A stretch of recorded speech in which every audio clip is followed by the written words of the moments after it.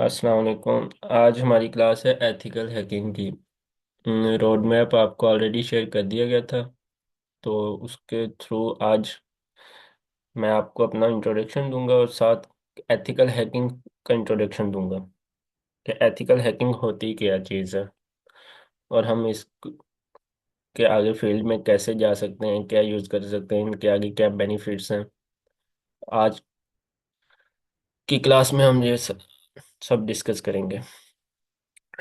तो मेरी आवाज़ थोड़ी सी, आज तबीयत भी ख़राब है मेरी 2-3 दिन से। तो थोड़ी सी आवाज़ आप लोग को स्लो भी आएगी, तो इसलिए टेंशन ना लें। जो हम क्लास स्टार्ट करते हैं।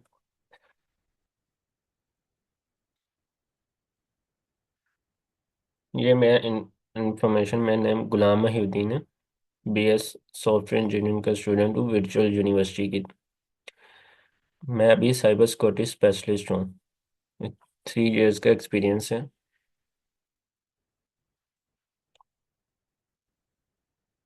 ये आपको यहाँ पे शो हो रहा होगा। और मैं company cyber next guard, Pakistan की सबसे बड़ी कंपनी है cyber next guard, IT field की है। और एक है सिक्योर नेटवर्क्स। इन दोनों में मैंने काम किया। अभी करंटली मैं साइबर नेक्स्ट गार्ड की तरफ से काम कर रहा हूँ।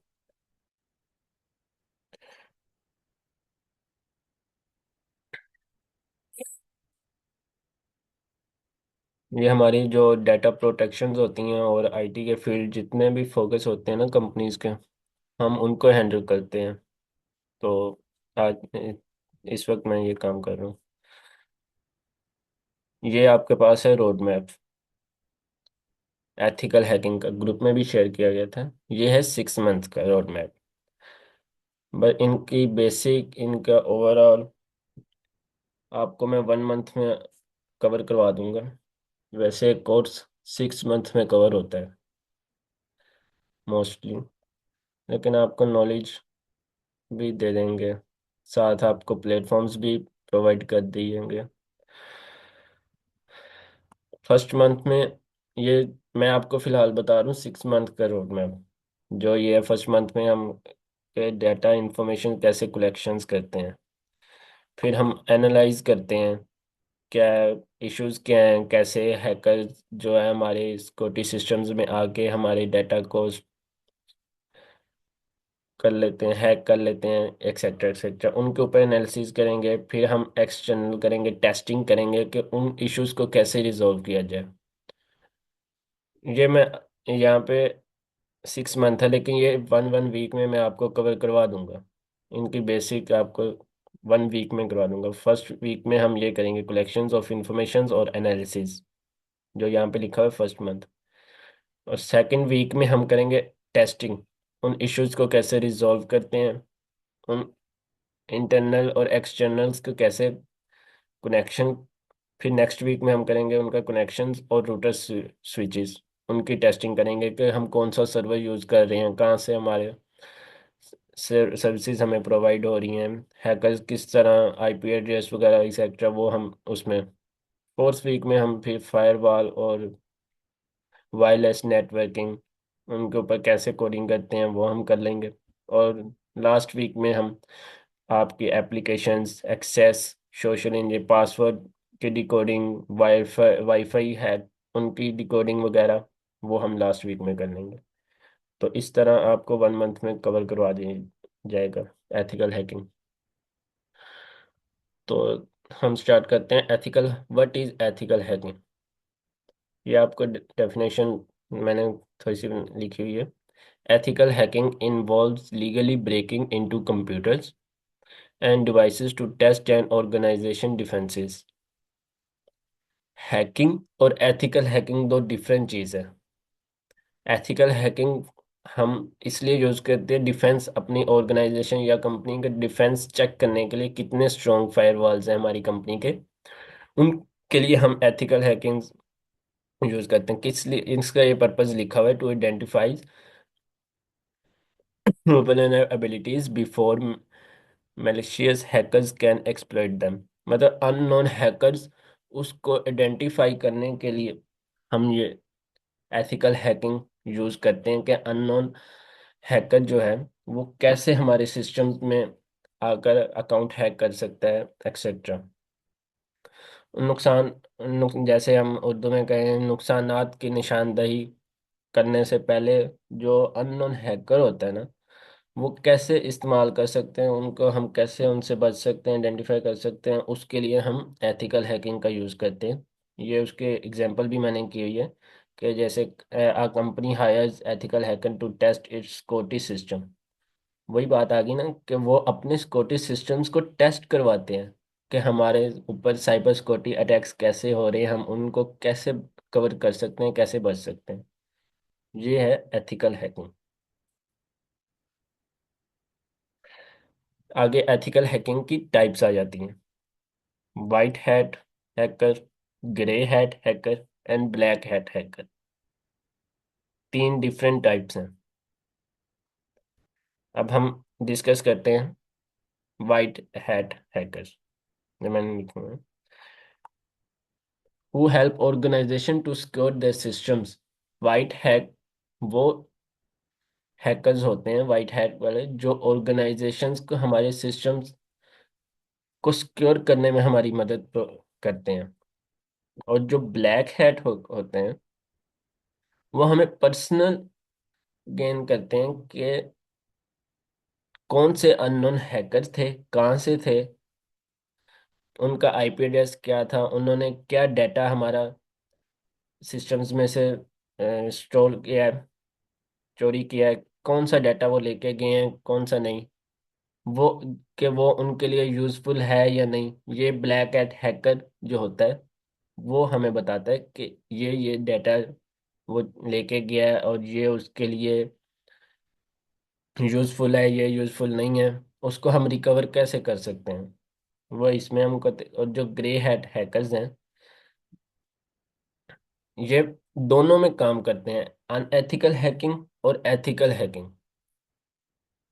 कि ये हम उनको पता भी नहीं होता, उनके सिस्टम्स में चले जाते हैं, एक यूजर है, कंपनीज हैं, उनके सिस्टम्स में घुस जाते हैं और उनको पता भी नहीं होता कि हमारी वेबसाइट या हमारी ऑर्गेनाइजर सिस्टम्स में कोई आया है, हैकर आया है।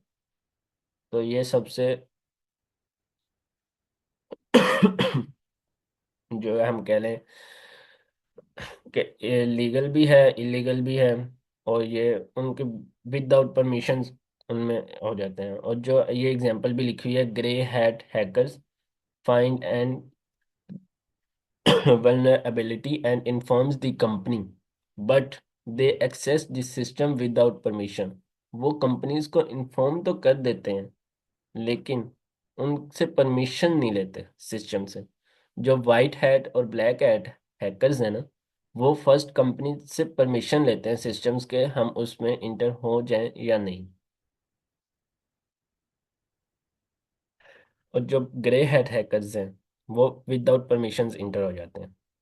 आगे ये मैंने कुछ एथिकल हैकिंग की टाइप्स, ये भी एक टाइप्स हैं कि कौन कौन से एथिकल हैकिंग कैसे होते हैं। एक वेब एप्लीकेशन हैकिंग होती है, एक सिस्टम हैकिंग होती है, एक वेब सर्वर हैकिंग होती है, एक वायरलेस नेटवर्क हैकिंग होती है। कि हैकिंग किस जरिए से, किस तरह वो हैक कर सकते हैं, हमारे सिस्टम में कैसे कैसे इंटर हो सकते हैं। तो ये 5 वेज हैं, इनके थ्रू वो हमारे सिस्टम्स में इंटर कर सकते हैं। नेक्स्ट है कि एथिकल हैकिंग की इम्पोर्टेंस क्यों है हमें। Number 1, protecting sensitive information. कि हमारी कोई भी ऑर्गेनाइजेशंस की हैं, ऑर्गेनाइजेशन है, कंपनी है, उनके हमने जो भी सेंसिटिव इंफॉर्मेशन है उसको कैसे प्रोटेक्ट करना है। मतलब एक कंपनी है, उसमें मल्टी काम तो हो रहे हैं, हर चीज़ के हो रहे हैं, उसमें कोड्स हैं, डाटा है, जितना भी है, उसको हम अदर अपने अपोनेंट्स कंपनीज से कैसे बचा के रख सकते हैं, लीक ना हो डाटा, इंफॉर्मेशन कंपनी का लीक ना हो। तो ये एक्सेट्रा उसको हम प्रोटेक्ट करने के लिए सेंसिटिव इंफॉर्मेशन उसका हम यूज़ करते हैं। और आइडेंटिफाइज, मतलब वही बात आ गई ना कि अन यूजर, अन नॉन हैकर्स जो है ये सबसे बड़ी वीकनेस भी होती है सिस्टम में, जो हम डिस्कवर मोस्टली नहीं भी कर सकते, लेकिन हम आइडेंटिफाई इसके लिए भी हम एथिकल हैकिंग का यूज करते हैं। नेक्स्ट हमारे पास आ जाता है complaints with regulation. To law with GDPR and HIPAA। इनका हम यूज कर सकते हैं, हम एथिकल हैकिंग के रेगुलेशंस और उनका सारा कुछ कर सकते हैं हम कैसे। ये आपके सामने एग्जांपल्स भी हैं कि आप bank conduct ethical hacking to protect customers. मतलब अब बैंक है, बैंक में जितने भी कस्टमर्स हैं उनका डाटा जो है, कस्टमर्स की डिटेल्स इंफॉर्मेशन, वो तो हमने शो नहीं करवाना है, उनको कैसे प्रोटेक्ट करना है वो भी हम एथिकल हैकिंग के थ्रू ही उसको प्रोटेक्ट भी कर सकते हैं। नेक्स्ट है हमारे पास कॉमन टूल्स। एथिकल हैकिंग में कौन कौन से टूल्स यूज होते हैं। सबसे फर्स्ट पे हमारे पास नेटवर्किंग स्कैनिंग के लिए यूज होता है Nmap. Networking scanning tool to discover host and services. Nmap website है और टूल है जहाँ पे हम अपने होस्ट और सर्विसेज लेते हैं अपने एथिकल हैकिंग करने के लिए। जैसे हम वेब डेवलपमेंट में वेबसाइट्स हम क्रिएट करते हैं, उनकी भी होस्टिंग और सर्विसेज हम लेते हैं ना वेबसाइट से, उसी तरह ये भी एक टूल है जिसमें हमें होस्ट और सर्विसेज प्रोवाइड करता है नेटवर्किंग को स्कैन करने के लिए। नेक्स्ट है हमारे पास Metasploit, framework for developing and executing exploit code against a remote target. मतलब कोई भी अन हैकर है, हमें नहीं पता वो कहाँ से बैठ के हैक कर रहा है, जो भी है ये टूल हमें प्रोवाइड करता है उसको हैक करने के लिए, कि वो ऑनलाइन हमें उसको कहाँ से एक्सेस मिल रही है, वो ऑनलाइन रिमोट हमें टारगेट कैसे कर रहे हैं ऑनलाइन। वो हम इस टूल्स को, ये मैं आपको टूल्स पर वर्क भी करवाऊंगा प्रैक्टिकल, नेक्स्ट आगे जाके कल हम यूज़ करेंगे, आपको मैं बताऊंगा कैसे। ये आज सिर्फ आपको, क्योंकि मोस्टली स्टूडेंट्स को नहीं पता एथिकल हैकिंग क्या होती है, तो इसलिए ये हम डे वन पे सिर्फ इंट्रोडक्शन रखा है, ताकि उनको पता चल जाए एथिकल हैकिंग क्या होती है, हम क्यों यूज़ करते हैं कैसे। तो नेक्स्ट थर्ड पॉइंट हमारे पास आ जाता है tool Wireshark. Network protocol analysis to capture and inspect data packets. Networks के प्रोटोकॉल उनको कैप्चर करना है कि कोडिंग, वो कोड कहाँ से कर रहा है, डाटा पैकेट्स जो भी हैं इंस्पेक्ट हुए हैं हमारे पास हमारे सिस्टम्स में, अननोन हैकर्स घुसे हैं, तो वो हम उनको कैसे, उनको हम घुमा सकते हैं या उनको जो वो एक्सेस लेना चाह रहे हो हम वो ना दें, हम उसको कोई और एक्सेस दे दें, वो इस टूल के थ्रू हम उनको कर सकते हैं। बर्प सूट, नेक्स्ट टूल है burp suit, integrated platform for performing security testing of web applications. आपको मैंने पीछे 5 टाइप्स बताई थी ये वाली, कि हमारे पास वो हैकिंग कैसे कर सकते हैं। ये नंबर 1 पे है वेब एप्लीकेशन हैकिंग। ये इस चीज़ की बात कर रहे हैं कि वो वेब एप्लीकेशंस में सिक्योरिटी की टेस्टिंग कैसे कर सकते हैं, कौन सा टूल हम उसमें यूज़ करते हैं, वेब एप्लीकेशंस में हैकर्स भी कौन से टूल्स यूज़ कर, वो ये वेब सूट यूज़ करते हैं। इनमें से सबसे बेस्ट जो है हमारे पास वो nmap यूज़ होता है। तो उसकी एग्जांपल है using N to scan a network for open ports to identify potential vulnerables। कि हमारे नुकसानात की निशानदही करने के लिए, उनको स्कैन करने के लिए nmap का हम यूज़ करते हैं टूल को। नेक्स्ट है कि एथिकल हैकिंग हम कर तो लेते हैं, ठीक है हमें पता है, और उसमें हम कौन कौन सी लैंग्वेजेस यूज़ कर सकते हैं। हम कौन कौन सी लैंग्वेज यूज करके हम एथिकल हैकर बन सकते हैं। नंबर 1 पर हम पाइथन यूज करते हैं। मैं फर्स्ट पे जब हमारी ओरिएंटेशन हुई थी क्लास, उसमें भी मैंने बताया था कि कौन कौन सी लैंग्वेज हम यूज करेंगे। तो ये वो लैंग्वेज हैं। Number 1 Python, number 2 JavaScript, number three C plus plus. इनके इम्पोर्टेंस क्यों है वो मैं आपको नेक्स्ट बताता हूँ। SQL, आगे है बैश और शेल स्क्रिप्टिंग। नंबर वन पे पाइथन है। पाइथन हम क्यों यूज करते हैं? Widely use for scripting and automation. Scripting और ऑटोमेशन के लिए हम यूज करते हैं पाइथन को। कोड हम लैंग्वेज प्रोग्रामिंग पाइथन में हम करते हैं स्क्रिप्टिंग और ऑटोमेशन के लिए। और जावास्क्रिप्ट हम क्यों यूज करते हैं? वेब एप्लीकेशंस की सिक्योरिटी के लिए। Essential for web application security. जब हम वेब एप्लीकेशन सिक्योरिटीज में हम कोडिंग जो करते हैं वो हम जावास्क्रिप्ट के थ्रू प्रोग्रामिंग हम करते हैं, लैंग्वेज यूज करते हैं जावास्क्रिप्ट उसमें। और C और C++ हम अंडरस्टैंडिंग के लिए हमें उसका नॉलेज होना चाहिए। वो इम्पोर्टेंट भी इसलिए है कि हम अब आप कर लें कोडिंग कर रहे हैं, आपको अंडरस्टैंड ही नहीं आ रहा कि ये मैं कर क्या रहा हूँ, ये हो क्या रहा है, कैसे हम क्रैक कर सकते हैं कोड कैसे। तो आप लोग को C और C++ का नॉलेज होना मस्ट है। ये आप लोग को फर्स्ट ईयर सेकेंड ईयर और में भी मिल जाती है। और वैसे बुक है इंट्रोडक्शन टू प्रोग्रामिंग, उसमें भी आपको ये C++ सी के मिल जाते हैं। SQL, ये डेटाबेस मतलब बैक एंड पे काम होते हैं। ये वेब डेवलपमेंट में भी SQL यूज होती है, पाइथन भी और जावास्क्रिप्ट भी। वहाँ पे भी आप लोग को कहूँगा जो वेब डेवलपमेंट के हैं, यहाँ पे मोस्टली स्टूडेंट्स होंगे जो दोनों कोर्स भी कर रहे हैं, तो ये उनके लिए कि वहाँ पे भी होगी, यहाँ पे भी ये SQL हम वहाँ पे भी बैकएंड में यूज़ करेंगे। यहाँ पे भी डेटाबेस को मैनेज करने के लिए ये SQL यूज़ होता है। आगे आपको मैं इसकी पिक्चर्स भी हैं, वहाँ पे आपको क्लियर हो जाएगा कि ये क्यों है। Knowledge is critical for preventing SQL injection attacks. यहाँ पे इंजेक्शन नहीं लगना, ये वेबसाइट में है कि हम वहाँ पे कोड्स को वो कैसे क्रैक करते हैं एक्सेट्रा, वो डेटाबेस। तो वो SQL। और बैश शेल स्क्रिप्टिंग ये ऑटोमेशन।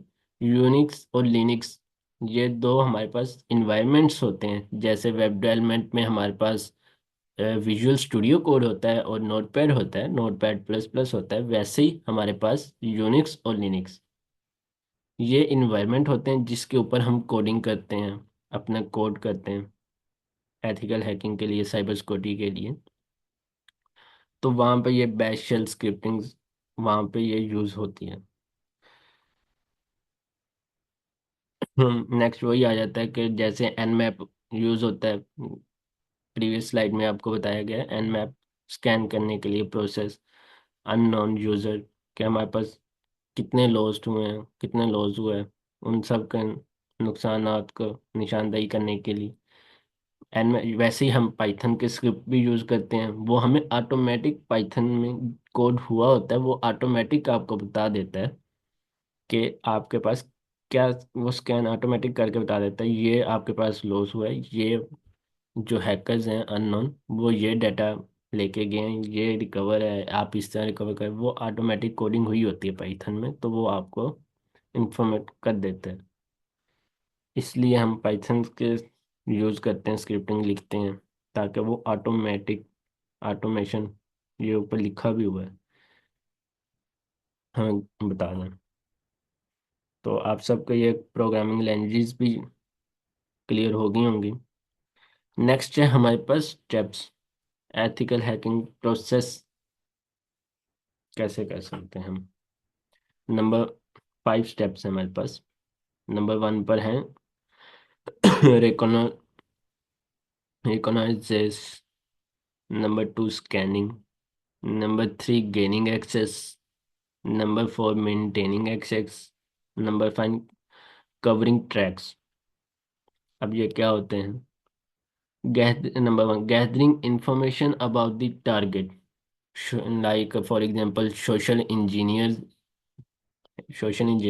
आप सोशल मीडिया यूज़ करते हैं, वहाँ पे आप अपनी इंफॉर्मेशन हर चीज़, तो ये हम फर्स्ट वहाँ से टारगेट करते हैं, ये इंफॉर्मेशन उन डेटाज को कलेक्ट करते हैं सोशल मीडिया से उन, वो सोशल इंजीनियर भी कहते हैं।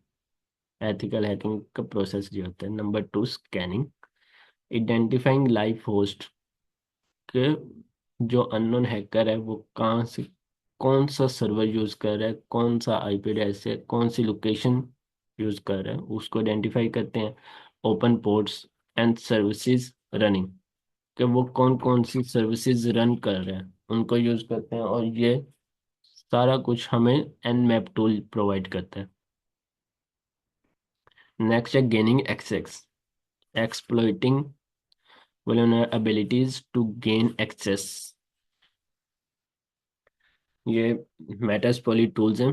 प्रीवियस स्लाइड में मैंने आपको टूल्स बताए हैं, वो टूल्स हम कैसे यूज करते हैं, स्टेप्स प्रोसेस है उसमें कैसे होता है, वो इस स्लाइड में हम ये डिस्कस कर रहे हैं। गेनिंग एक्सेस होती है वहाँ पे हमारे, इसमें मेटास्प्लॉइट में।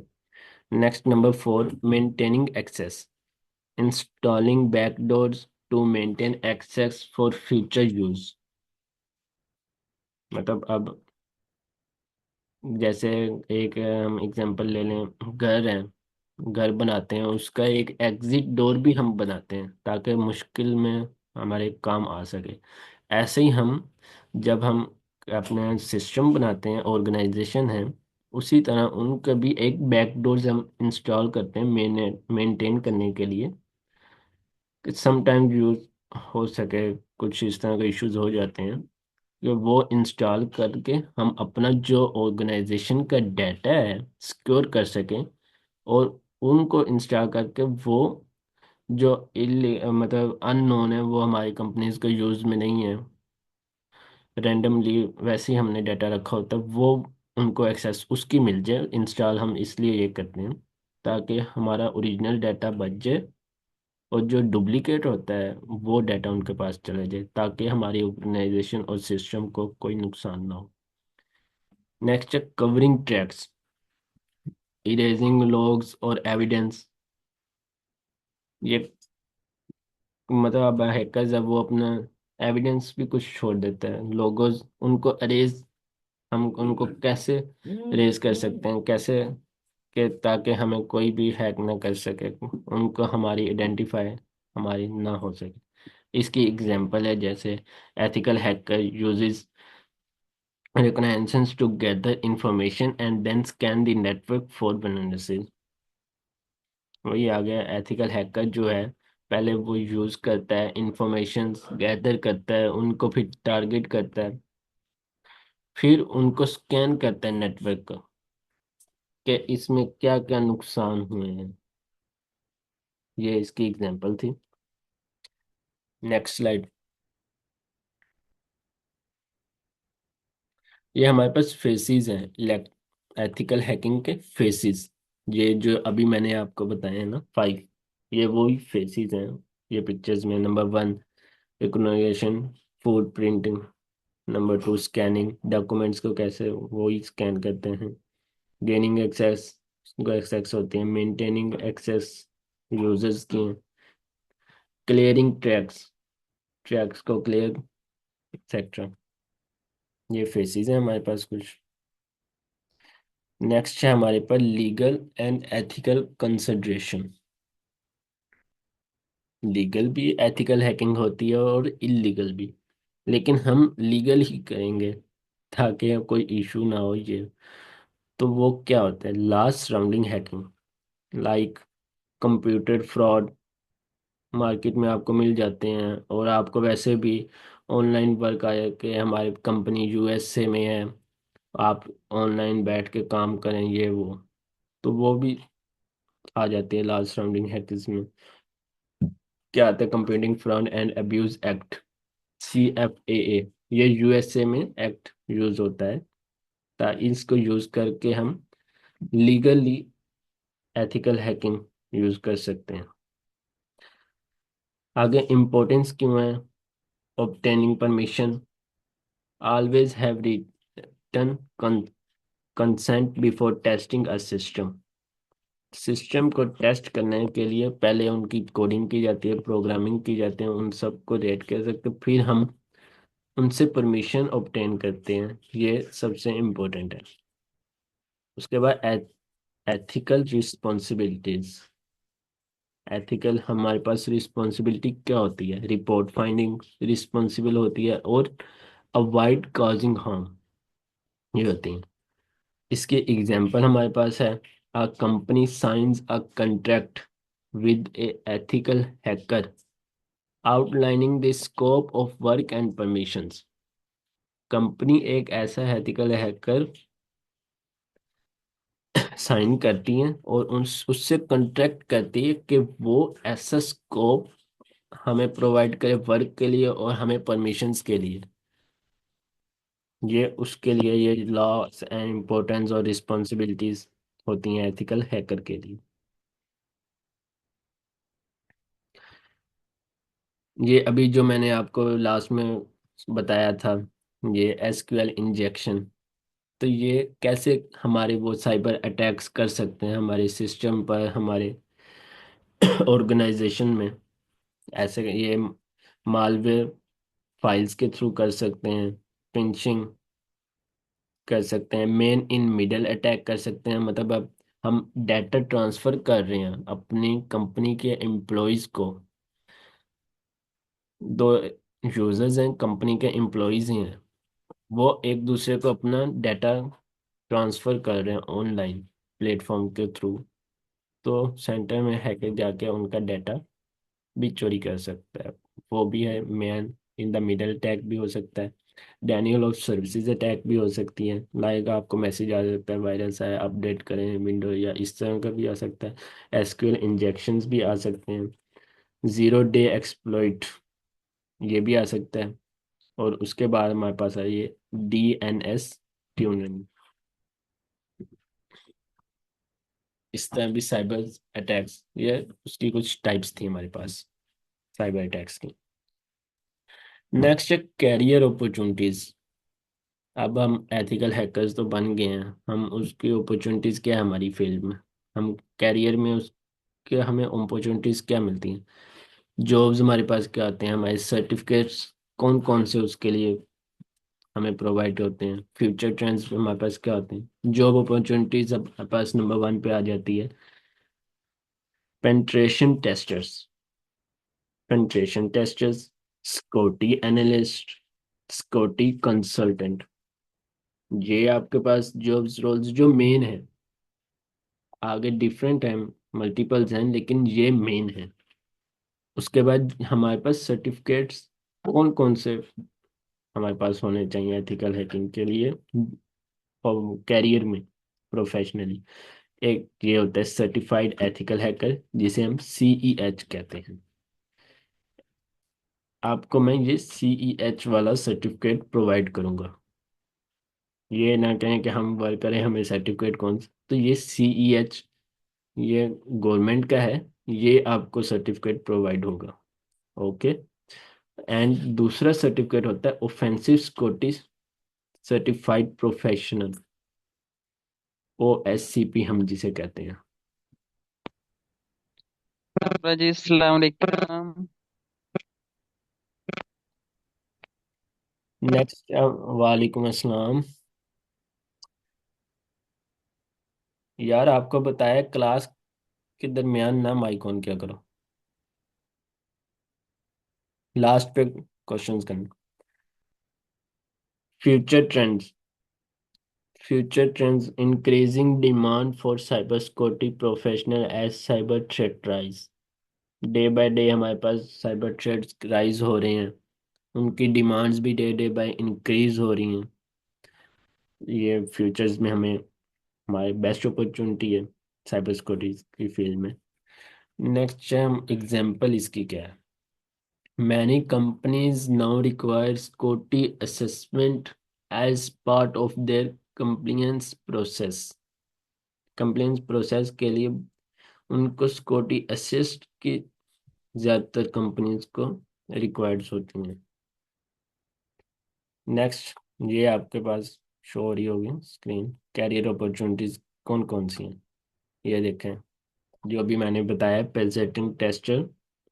टेस्टर वो क्या होता है आपको ये इमेज के थ्रू भी, security consultant, incident response responder, security analyst, ये कुछ पिक्स हैं।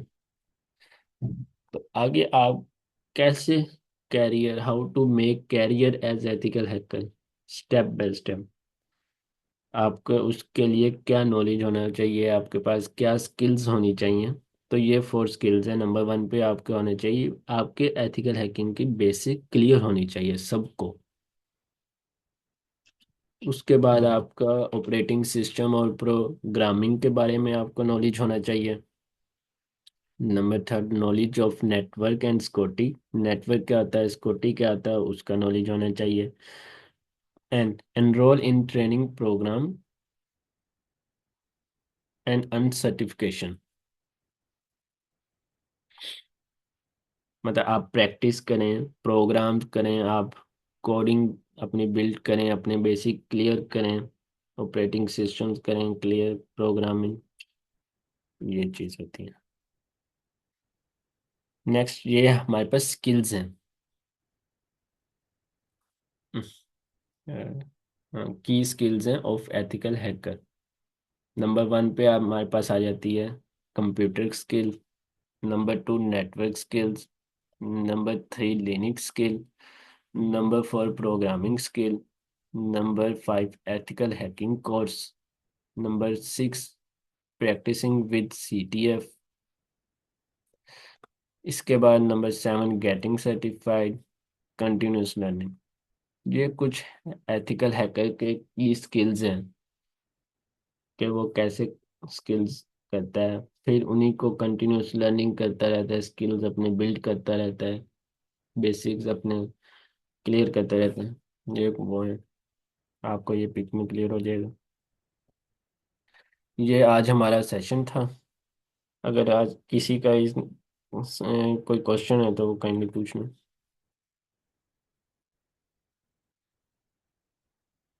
ये स्लाइड्स आपको ग्रुप में शेयर कर दूंगा, आप वहाँ से भी रीड कर लें।